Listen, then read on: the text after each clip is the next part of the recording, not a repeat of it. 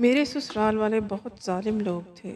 جب میں حاملہ ہوئی تو سسرال والے کہنے لگے اگر بیٹی پیدا کی تو ہم بیٹی کو تمہارے ہی سامنے زندہ مار دیں گے۔ آج میرے 9 ماہ پورے ہو گئے اور سب سسرال والے ہسپتال میں ساتھ آئے تھے۔ میری ڈیلیوری ہوئی تو میری بیٹی پیدا ہو گئی۔ میں پریشانی میں ہسپتال کی دوسری طرف سے بیٹی کو اٹھائے بھاگ گئی۔ پھر اچانک ایک مرد نے میں خالی سڑک پر بھاگتی ہی چلی جا رہی تھی۔ میرا سانس پھول رہا تھا لیکن اس وقت یہاں رکنا میرا مناسب نہیں تھا۔ وہ لوگ کبھی بھی مجھے ڈھونڈتے ہوئے میرے پیچھے آ سکتے تھے۔ بہت دیر بھاگتے رہنے کے باوجود میں تھک کر سڑک کنارے بیٹھ گئی تھی۔ میں ان کے گھر سے بہت دور نکل آئی تھی اور مجھے یقین تھا کہ وہ لوگ یہاں تک نہیں آئیں گے۔ میری حالت بہت ہی زیادہ خراب تھی۔ 3 گھنٹے پہلے ہی میں نے ایک ننھی سی جان کو جنم دیا تھا جس کے بعد مجھے بہت زیادہ چکر آ رہے تھے، لیکن اپنے بچے کی جان بچانے کے لیے میں نے سب کچھ چھوڑ کر اسے گود میں اٹھایا، ہسپتال سے بھاگی آئی۔ عام حالات میں تو ایسا سوچنا بھی ناممکن ہے، لیکن جن حالات سے میں گزر رہی تھی میرے لیے یہ ناممکن تھا۔ میرا بھاگنا میری زندگی میں لکھا تھا، بلکہ اس طرح میرا بھاگنا میری زندگی میں لکھا تھا۔ میں ایک یتیم لڑکی تھی جسے تایا تائی نے پال پوس کر بڑا کیا تھا۔ تایا مجھ سے بہت محبت کرتے تھے، لیکن تائی کے لیے میں صرف اور صرف ایک بوجھ تھی۔ جب تائی کو پتہ چلا کہ ان کا اکلوتا بیٹا مجھ سے محبت کرتا ہے، مجھ یتیم پر اپنا دل ہار بیٹھا ہے، تو اس کے غصے کی انتہا نہ رہی اور ایک دن خاموشی سے انہوں نے میرا رشتہ دوسرے شہر میں موجود اپنے رشتہ داروں سے جوڑ دیا۔ تایا بہت بوڑھے ہو گئے تھے اور بیمار رہنے لگے تھے، اس لیے تائی کے آگے ان کی ایک نہ چلی اور تائی نے کچھ دنوں بعد اپنے چند رشتہ داروں کی موجودگی میں خاموشی سے مجھے عثمان کے نکاح میں دے دیا۔ تائی کا بیٹا ان دنوں اپنے دوستوں کے ساتھ گھومنے پھرنے کے لیے شمالی علاقہ جات گیا ہوا تھا اور تائی نے اس کی غیر موجودگی کا بھرپور فائدہ اٹھایا تھا۔ میں پہلے سے ہی بے آسرا اور یتیم تھی، اس لیے ان کے فیصلے کے خلاف جانے کی ہمت نہیں تھی۔ میں تایا کے گلے مل کر بہت روئی تھی اور میں عثمان کے ساتھ چل کر دوسرے شہر چلی آئی۔ مجھے لگا تھا کہ مجھے ایک مضبوط سہارا مل گیا ہے، میرا شوہر دکھ سکھ میں میرے ساتھ ہوگا۔ ماں باپ کی جو کمی میری زندگی میں خلا پیدا کر چکی تھی، شاید اب وہ پوری طرح ختم ہو جائے گی۔ لیکن مجھے کیا خبر تھی کہ یہ رشتہ میرے لیے جلتے انگاروں سے کم نہیں ہوگا۔ عثمان کے گھر میں بہت سارے لوگ تھے۔ عثمان کے 8 بھائی اور 4 بہنیں تھیں۔ سب کے سب اس چھوٹے سے گھر میں رہا کرتے تھے۔ عثمان سب بہن بھائیوں سے بڑے تھے اور میں اس گھر کی بڑی بہو بن کر آئی تھی، لیکن مجھے بہو نہیں دراصل نوکرانی بنا کر لایا گیا تھا۔ شادی کی پہلی رات عثمان نے مجھے یقین دلایا کہ وہ ہر مشکل میں میرا ساتھ دیں گے اور مجھے کبھی اکیلا نہیں چھوڑیں گے۔ ساری رات وہ مجھ پر اپنی بے پناہ محبت لوٹاتے رہے اور مجھے لگا جیسے میرے دل کی بنجر زمین پر بارش کی ٹھنڈی پھوار برسی ہو، لیکن یہ خوشی مجھے زیادہ وقت کے لیے میسر نہیں آئی تھی اور ہر بار کی طرح اس بار میں خالی ہاتھ رہ گئی تھی۔ خوشیاں ایک دفعہ پھر مجھ سے روٹھ گئی تھیں اور آزمائشوں نے میرے مقدر میں اپنی جگہ بنا لی تھی۔ شادی کے اگلے دن ہی مجھے میری اوقات کا اندازہ ہو گیا۔ اچھا، میری ساس نے صبح سویرے ہی بری طرح کمرے کا دروازہ پیٹا اور میرے دروازے کھولتے ہی مجھ پر برسنے لگی۔ میں پریشان سی کھڑی تھی، انہیں دیکھتی رہی اور وہ کہتی چلی جا رہی تھی۔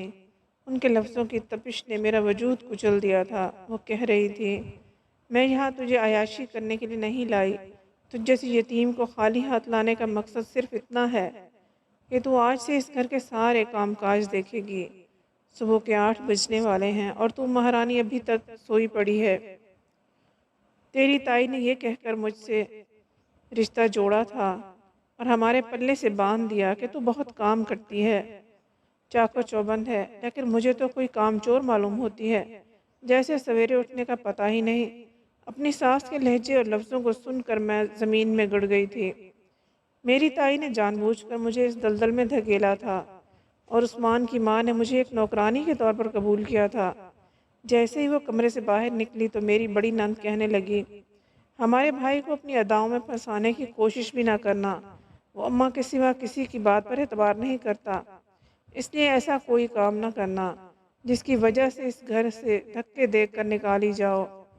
ابھی بڑی نند کی بات سن کر میرے رونگٹے کھڑے ہو گئے تھے۔ میرے خاموشی سے سر جھکانے پر میری آنکھوں سے آنسو آ گئے۔ میں نے باورچی خانہ سنبھالا اور تیزی سے سب کے ناشتہ بنانے لگی۔ تھوڑی ہی دیر میں عثمان کمرے سے اٹھ کر آئے اور مجھے کام کرتا ہوا دیکھ کر واپس پلٹ گئے۔ میرا دل کٹ کر رہ گیا تھا۔ میں اچھی طرح جانتی تھی کہ میرے مقدر میں کیا لکھا ہے۔ ساری زندگی ایسے ہی طعنے سنتی آئی تھی، لیکن اچانک عثمان سے ملنے کے بعد میں نے بہت سی خوش فہمیاں پال لی تھیں۔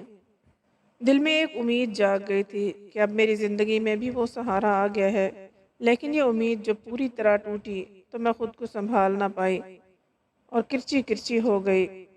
میری بڑی نند نے ٹھیک کہا تھا، عثمان اپنی ماں کی ہر بات میں آنکھ بند کر کے اعتبار کرتا تھا، اس لیے میں نے خاموشی کی چادر اوڑھ لی۔ صبح سے لے کر رات تک میں پاگلوں کی طرح گھر کے کاموں میں جٹی رہتی۔ رات کے عثمان مجھ پر اپنی محبت نچھاور کرتے تو مجھے اچھا نہیں لگتا۔ تھکن سے میرا وجود ٹوٹ رہا ہوتا اور مجھے عثمان کا وجود بالکل بے معنی معلوم ہوتا۔ زندگی بہت بری طرح مجھے مار دے چکی تھی۔ دن آہستہ آہستہ گزر رہے تھے۔ جیسے ہی میری زندگی میں ٹھنڈی ہواؤں کا جھونکا آیا اور مجھے ایسا انوکھا سا سکون بخش گیا۔ کافی دنوں سے میری طبیعت خراب تھی، لیکن میری ساس مجھے ڈاکٹر کے پاس لے کر نہیں جا رہی تھی۔ جب ایک دن گھر کے کام کرتے ہوئے میں بری طرح چکرا کر گر گئی تو مجبوراً میری ساس مجھے ڈاکٹر کے پاس لے گئی۔ ڈاکٹر نے بتایا کہ میں امید سے ہوں، اور اس خبر نے جیسے میری زندگی بدل کر رکھ دی۔ مجھے ایسا محسوس ہوا کہ جیسے ڈاکٹر نے مجھے نئی زندگی کی نوید سنائی ہو۔ میں خوشی سے دیوانی ہو رہی تھی اور دل ہی دل میں سوچ رہی تھی کہ جب یہ خبر عثمان کو پتہ چلے گی تو وہ کتنا خوش ہوں گے۔ لیکن میری خوشی اس وقت مٹی میں مل گئی جب میری ساس نے کہا کہ انہیں لڑکا چاہیے، اگر لڑکی کی پیدائش ہوئی تو نتائج کی ذمہ دار تم خود ہوگی۔ اپنی ساس کی بات سن کر میرا دل دہل گیا۔ لڑکا ہو یا لڑکی، یہ سب تو خدا کی مرضی تھی، میں بیچاری کیا کر سکتی تھی۔ لیکن اتنا ضرور جانتی تھی، اگر میری ساس کو لڑکا چاہیے تو وہ لڑکی کی پیدائش پر ضرور اسے نقصان پہنچائے گی۔ میری زندگی کی سب سے بڑی خوشی بھی اذیت میں بدل گئی، اور میں اٹھنے بیٹھنے دن رات یہی سوچنے لگی کہ اگر میرے گھر لڑکی پیدا ہو گئی تو کیا ہوگا۔ کئی دفعہ میں نے عثمان سے اس بارے میں بات کرنا چاہی، لیکن عثمان ہمیشہ یہی کہتے کہ تم ابھی سے اس بارے میں کیوں سوچ رہی ہو، خدا سے دعا کرو، وہ تمہیں بیٹے سے نواز دے گا۔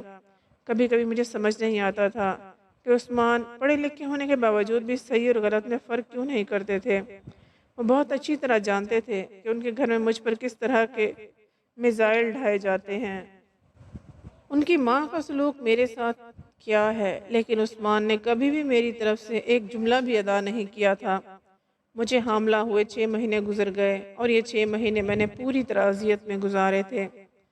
ہر وقت ایک ہی سوچ مجھ پر سوار رہتی، اگر میری بیٹی ہوگی تو یہ میری بیٹی کے ساتھ کیا سلوک کریں گے۔ میرا دل کہتا تھا میں ایک بیٹی کی ماں بننے والی ہوں۔ میں نے سوچ لیا تھا کہ اگر خدا نے مجھے نعمت سے نوازا، مجھے رحمت سے نوازا، تو میں سب کچھ چھوڑ کر اپنی بیٹی کو لے کر یہاں سے فرار ہو جاؤں گی۔ مجھے عثمان سے کوئی خاص توقع نہیں تھی۔ عثمان نے آج تک کبھی میرے حق میں ایک بات نہیں کی تھی۔ وہ اپنی بیٹی کی زندگی کے لیے کیا کرتے؟ وہ تو اپنی ماں کے ہر حکم پر سانس لیتے تھے اور ہر حکم پر سر جھکا لیا کرتے تھے۔ میری ساس کو صرف اور صرف بیٹا چاہیے تھا۔ عثمان کو کبھی کبھی نوکری کے سلسلے میں کچھ دن گھر سے باہر گزارنا پڑتے تھے۔ ایسے ہی دن چل رہے تھے، مجھے درد ہونے لگا۔ میں نے اپنی ساس کو اپنے جسم میں اٹھنے والے درد کے بارے میں بتایا تو وہ کہنے لگی کہ پہلے سارے کپڑے دھو لو، پھر میں تمہیں ہسپتال لے جاؤں گی۔ یہ سن کر میں حیران رہ گئی کہ میری ساس اتنی سنگ دل کیسے ہو سکتی ہے، لیکن میری ساس کو مجھ پر ذرا رحم نہ آیا اور میں نے گرتے پڑتے سارے گھر کے کپڑے دھو ڈالے۔ میری ساس مجھے ہسپتال لے کر گئی۔ میں نے کچھ ہی دیر میں خوبصورت سی بیٹی کو جنم دے دیا۔ جیسے ہی نرس نے مجھے بتایا میں ایک بیٹی کی ماں بن گئی ہوں، میں نے دونوں ہاتھ نرس کے آگے جوڑ دیے اور اس سے کہا کہ ابھی میرے سسرال والوں کو بچی کی پیدائش کی خبر نہ سنانا۔ نرس نے حیرانگی سے میری طرف دیکھا تو میں نے اسے ساری بات بتا دی۔ میں نے اس سے التجا کی کہ وہ مجھے میری بچی سمیت یہاں سے نکال دے، ورنہ یہ سارے لوگ میری بچی کو کسی ویرانے میں پھینک دیں گے۔ یا ختم کر دیں گے۔ نرس رحم دل عورت تھی، اس نے مجھے پوری طرح چادر اڑھائی اور میری بچی کو میری گود میں ڈال دیا اور لیبر روم کے پچھلے دروازے سے بھاگنے میں میری مدد کی اور کہنے لگی کہ جہاں میں دیکھ رہی ہوں اور تمہارے پاس آدھا گھنٹہ ہے، تم یہاں سے کہیں دور نکل جاؤ۔ میں نے دل سے نرس کا شکریہ ادا کیا اور بھاگتے بھاگتے سڑک پر آ بیٹھی۔ میں کسی بھی صورت اپنی بیٹی کو نہیں کھونا چاہتی تھی، کیونکہ زندگی میں مجھے پہلی بار ایسا خونی رشتہ ملا تھا۔ مجھے سڑک پر بیٹھے کچھ ہی دیر گزری تھی کہ جب ایک گاڑی میرے پاس آ کر رکی اور ایک بوڑھی اور بوڑھا گاڑی سے اتر کر میرے پاس آئے اور مجھ سے پوچھنے لگے مجھے کسی چیز کی ضرورت ہے۔ میں نے ان سے کہا مجھے ایک چھت چاہیے جس کے نیچے میں عزت سے اپنی بیٹی کے ساتھ زندگی گزار سکوں۔ میں اپنی نازک سی کلی کو سینے سے لگائے سسک رہی تھی۔ ان کا مجھ پر رحم آ گیا۔ میری حالت ایسی نہیں تھی کہ وہ مجھ سے زیادہ سوال کرتے، اس لیے مجھے کوئی دقت نہیں ہوئی۔ انہوں نے کہا بیٹی ہمارے ساتھ چلو، ہم تمہاری بیٹی کو اپنے گھر میں پناہ دیں گے۔ میرے لیے وہ لوگ بالکل انجان تھے، لیکن میں سڑک پر کتنی دیر بیٹھ سکتی تھی، اس لیے میں نے ان کا کہنا مان لیا اور ان کی گاڑی میں بیٹھ گئی۔ یوں بھی زندگی نے مجھے اتنے دکھ دیے تھے کہ میں پتھر کی ہو گئی تھی۔ وہ مجھے سہارا دیکھ کر اپنے گھر لے گئے۔ وہ دونوں یعنی کہ بوڑھا اور بوڑھی ایک عالیشان بنگلے میں رہا کرتے تھے۔ ملازموں کی کوئی کمی نہ تھی۔ مجھے اور میری بچی کو بھی رہنے کے لیے کمرہ دے دیا گیا اور ان دونوں نے مجھ سے کہا کہ تم ہمیں اماں ابا کہہ کر پکار سکتی ہو، کیونکہ ہم دونوں یہاں اکیلے رہتے ہیں اور اولاد کے لیے ترستے رہتے ہیں۔ ہمارا ایک ہی بیٹا ہے جو باہر ملک میں رہتا ہے اور کبھی کبھی لوٹ کر آتا ہے۔ ان دونوں نے میری بیٹی کا نام کومل رکھا اور میں ان دونوں کے ساتھ سکون سے زندگی گزارنے لگی۔ میں نے انہیں بتایا کہ میرا شوہر کا انتقال ہو گیا ہے اور میرے سسرال والے اچھے لوگ نہیں ہیں اور میری بیٹی کو مجھ سے دور کرنا چاہتے ہیں، اس لیے میں اسے لے کر وہاں سے بھاگ گئی۔ میں نے انہیں یہ نہیں بتایا کہ میرا شوہر زندہ ہے، کیونکہ میرے لیے عثمان کا زندہ ہونا بالکل بے معنی تھا۔ اماں ابا نے میری بیٹی کو اپنی گود میں کھلایا اور اس قدر پیار دیا کہ میں حیران رہ گئی۔ آج تک محبتوں کے لیے تڑپ رہی تھی، لیکن میری پیاری سی بیٹی بہت ہی خوش نصیب تھی جسے ایسے لوگوں کی محبت نصیب ہوئی تھی۔ وقت پر لگا کر اڑ رہا تھا اور میری بیٹی سال بھر کی ہونے والی تھی جب وہ دونوں بزرگ بہت شدید بیمار ہو گئے اور بستر سے لگ گئے۔ ایک دن ابا میرا ہاتھ پکڑ کر کہنے لگے بیٹی تو مجھے بہت زیادہ عزیز ہے، میں نے تمہیں اپنی سگی بیٹی کی طرح اس گھر میں جگہ دی ہے۔ میں نہیں جانتا کہ ہمارے مرنے کے بعد تم ایک دفعہ پھر بے آسرا ہو جاؤ گی۔ کومل کو تو میں نے اپنی گود میں کھلایا ہے اور میں کبھی اسے تکلیف میں دیکھنے کا سوچ بھی نہیں سکتا، اس لیے میں نے تمہاری اماں سے کہا ہے کہ ہم دونوں کی بیماری کا سن کر ہمارا بیٹا واپس آ رہا ہے، ہم تمہارا نکاح کروا دیں گے اس سے، یوں تم ہمیشہ کے لیے ہماری چار دیواری میں زندگی گزار سکو گی۔ ان کی بات سن کر میرے رونگٹے کھڑے ہو گئے۔ یہ کیسے ممکن تھا کہ میں نکاح کے اوپر نکاح کرتی؟ میرا اور عثمان کا تعلق آج بھی قائم تھا۔ میری آنکھوں سے آنسو بہنے لگے۔ یہ لوگ جو میری زندگی میں کسی رحمت کی طرح شامل ہوئے تھے، میں انہیں کھونے کے بارے میں سوچ نہیں سکتی تھی۔ اماں مجھے کہنے لگی بیٹا میرے بیٹے سے نکاح کر کے تمہاری زندگی اچھی ہو جائے گی اور تمہیں کبھی کوئی تکلیف نہیں ہوگی۔ ان کی امید بھری نظریں مجھ پر لگی ہوئی تھیں۔ میں ان لوگوں کا مان نہیں توڑنا چاہتی تھی، اس لیے خاموش ہو گئی اور انہیں یہ بھی نہ بتا سکی کہ میں ایک بیوہ نہیں ہوں بلکہ میرا شوہر زندہ ہے۔ ان کے بیٹے کے آنے میں 2 دن باقی تھے اور میری خاموشی نے انہیں جیسے نئی زندگی دینی تھی۔ وہ لوگ نکاح کی تیاریاں کر رہے تھے۔ میں حیران رہ گئی۔ میرے لیے ایک پل گزارنا مشکل تھا۔ میں نے سوچ لیا تھا کہ کسی نہ کسی طرح میں ان کے بیٹے کو اپنی شادی کے بارے میں بتا دوں گی تاکہ مجھے گناہ نہ کرنا پڑے۔ آج صبح ہی گھر میں بہت رونق تھی۔ آج ان دونوں کا بیٹا آ رہا تھا۔